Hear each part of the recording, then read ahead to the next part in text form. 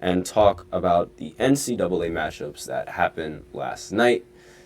And I didn't watch the first half of the first game that went down at 6:40. I'm just going to pull up the box scores real quick on that game, just so I know exactly what happened. Let me just pull this up real quick.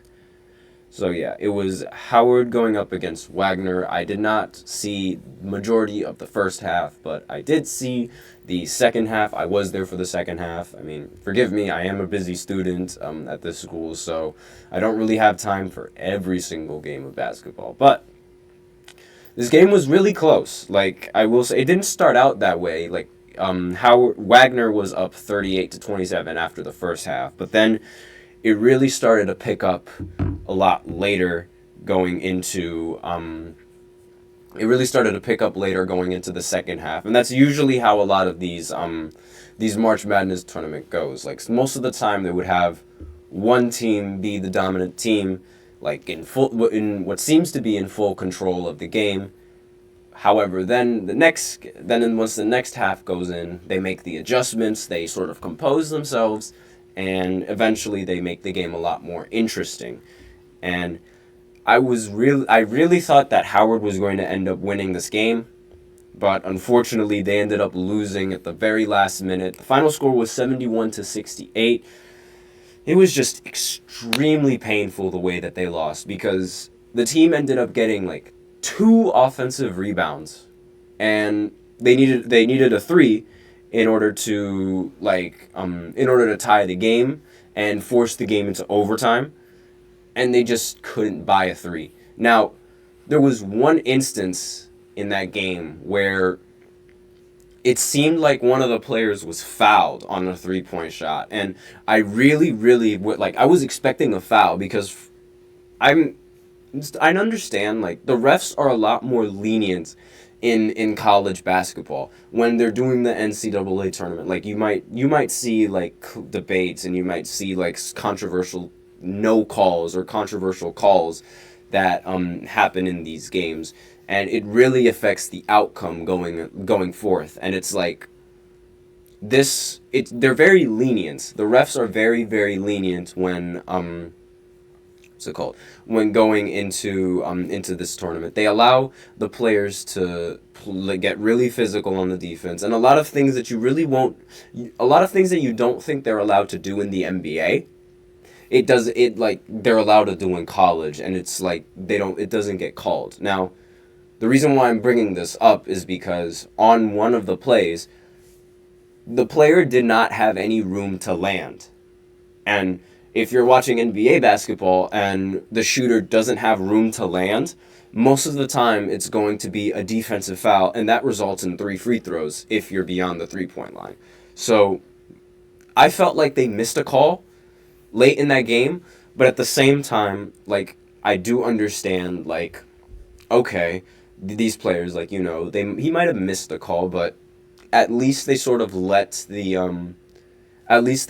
players play and do their own thing, if that makes sense. Because it's like, you would hope that the game would be determined by the players more so than it would be determined by the ref.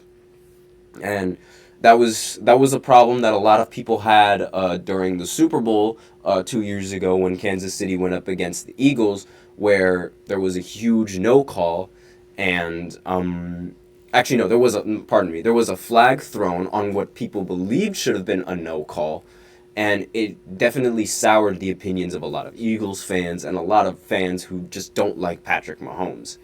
And I sort of understand that logic, because it's like, just let the players play. But if it's a foul, call it the way it is. It's a foul. But I digress on that entire thing. So the next game that happened was the University of, if the box scores would load, the University of Virginia, the Virginia Cavaliers, going up against Colorado State University. Now, this game,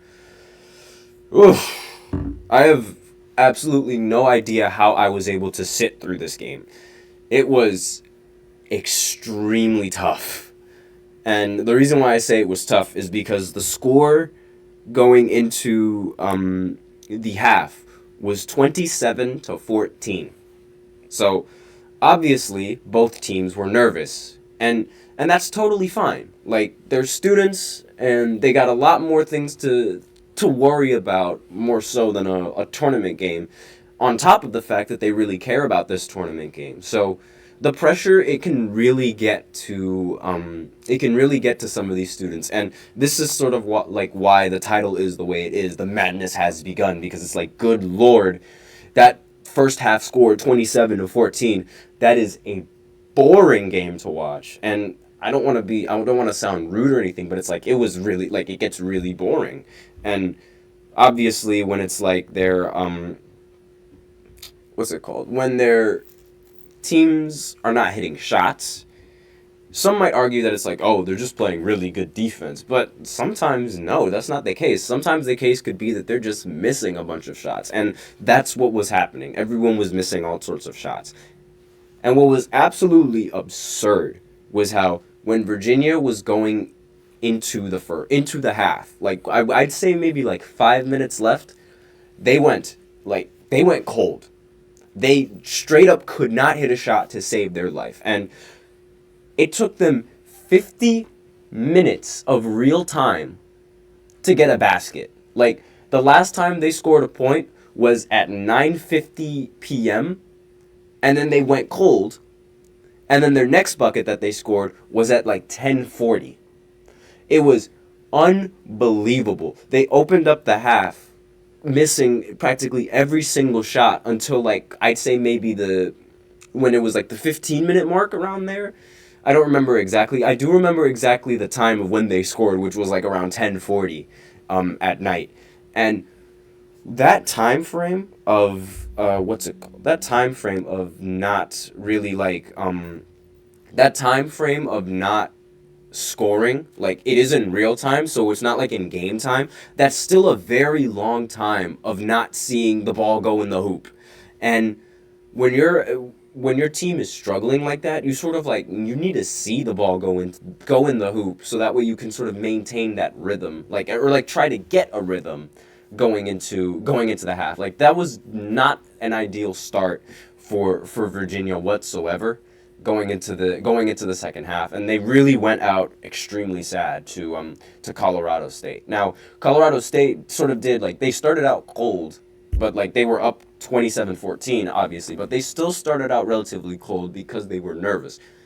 This team definitely showed that they are a lot better at composing themselves going into this game, because, again, going into the second half, they were the team that was scoring. They were the dominant team, scoring all of the baskets and getting the stops. And it was really bad. Virginia was airballing on threes. They were missing wide open mid-ranges. It was really bad shooting from Virginia.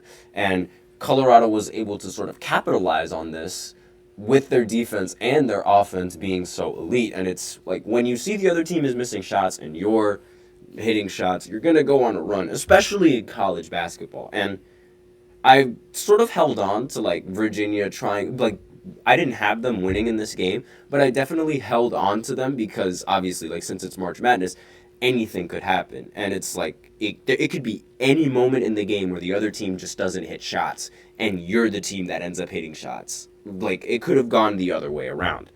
And obviously, like, it's a very sad way to go out if you're Virginia, but the teams that ended up, now Wagner is going to be the 16th seed going into this tournament, and Colorado State is going to be the 10th seed going into the tournament. And the matchups that are happening today are going to be, if the thing would load so that way I could read, Grambling State going up against Montana State. This is for the 16th seed. And the next game after that is Colorado, not Colorado State, Colorado, like, you know, Coach Prime Colorado, and Boise State.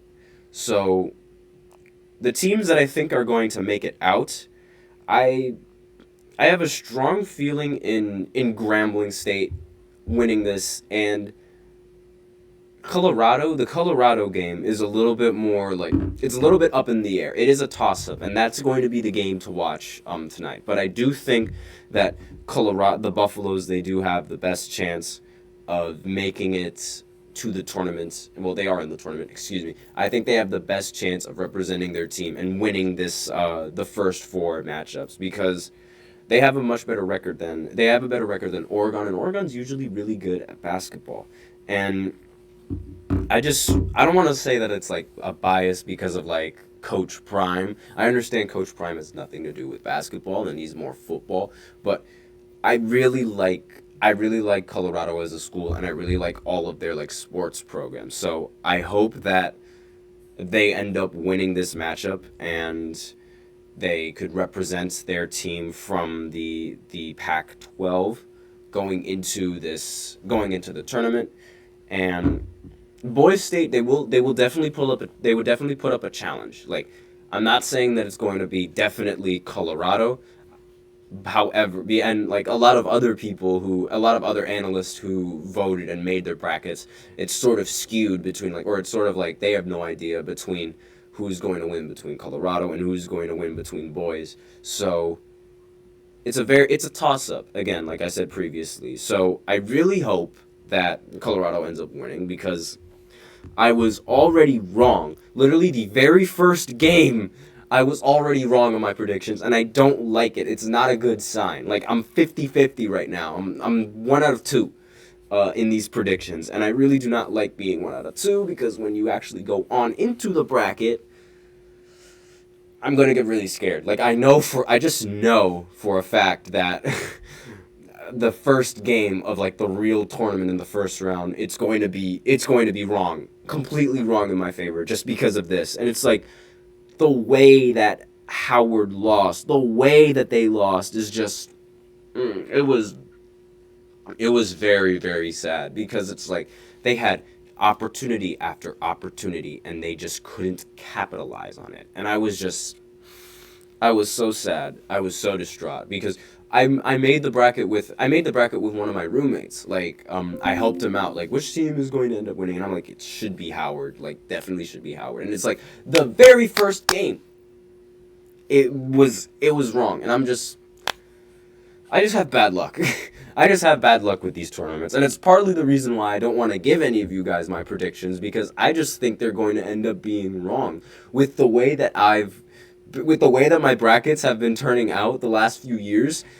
Purdue, it's not looking good. It's just not looking good for me. So, but I digress. Now with that, we're out of time with this first segment. So now I'm going to pivot over to NBA basketball and talk about LeBron James and his podcast with JJ Redick, some of the things that was said, some of the things to expect, my opinions on it, that kind of thing. So I'll be right back after this short break.